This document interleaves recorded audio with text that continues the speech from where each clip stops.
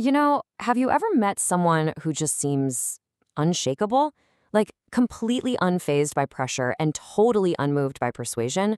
Well, today, we're going to unpack the psychology of influence and figure out the exact traits that make some people nearly impossible to manipulate. So, let me just ask you something straight up. It might be a little uncomfortable. We all love to think that we're in the driver's seat, right?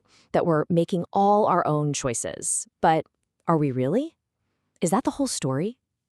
Here's the thing. Our brains are basically wired for efficiency. We adjust our tone, we agree with things just to avoid tension, we follow the group. Why? Because a lot of the time it's just easier, it's faster, it takes way less mental energy. And that's where we run into what you could call the invisible force of influence. This isn't about some kind of obvious heavy-handed control.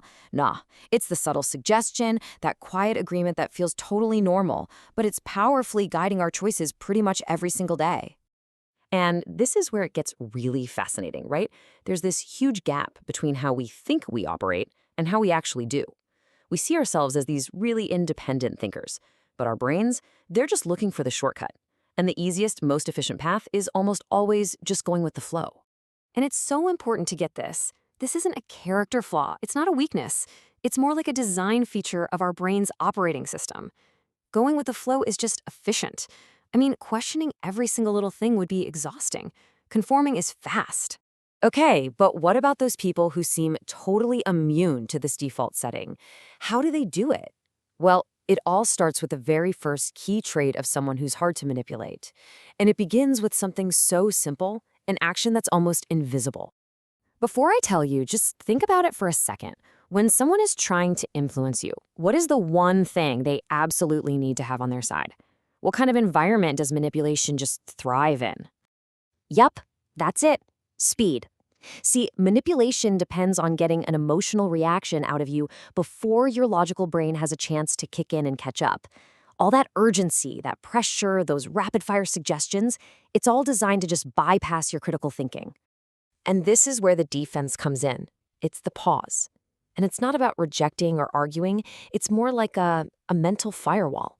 Just a tiny moment of silence between what someone suggests to you and what you internally accept. So instead of that automatic knee-jerk reaction, you introduce a brand new step right in the middle, the gap. And in that tiny moment, you create just enough space to ask yourself, wait a minute, why are they saying this? What's the real goal here? That one simple evaluation can completely derail a manipulator's whole game. But creating a gap, well, that's only the first line of defense. To really truly hold your ground when the pressure is on, you need an anchor. And that anchor? It's built on absolute clarity. It's not about being the smartest person in the room or even the most confident. It's about being the clearest. When you're just crystal clear on your own values, your goals, and your boundaries, there's very little wiggle room for someone else's agenda to sneak in. Manipulators are experts at finding our natural vulnerabilities. They look for uncertainty, for our need to be liked, for our desire to just avoid conflict. But genuine clarity, it just slams those doors shut. Your internal conviction beats their uncertainty. Self-validation makes their approval totally irrelevant. And being stable under pressure neutralizes that fear of conflict. And let's be really clear about this. This is not about being stubborn or closed-minded. A stable person can absolutely listen to new ideas. They can consider different perspectives. The difference is the final decision happens internally, based on their own clear framework, not externally based on someone else's pressure. Okay, so this leads us to the final and maybe the most powerful trait of all. It's this shift from being a participant in the conversation to becoming the observer. It's a fundamental change in your perspective that transforms how you experience, well, every interaction. Here's the secret, really. Awareness creates distance. So instead of being completely swept up in an interaction, you learn to take this little mental step back. You start to observe the dynamics of the conversation itself, almost like you're watching a play unfold. And once you start observing, you can't unsee the patterns. They just become visible. You start to notice that subtle shift in someone's tone when they're trying to sound more convincing. You can feel the manufactured urgency they're creating to rush your decision. You see exactly how they're pushing for agreement before you've even had time to think. And this is why it's so powerful. Manipulation relies on you being predictable. It needs you to follow a script.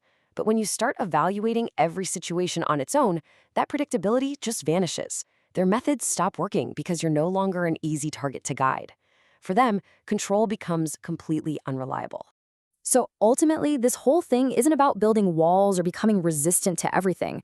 It's actually about cultivating an inner clarity that's so strong, the noise from the outside just can't drown out your own voice. The real defense isn't about blocking other people. It's about being able to hear yourself.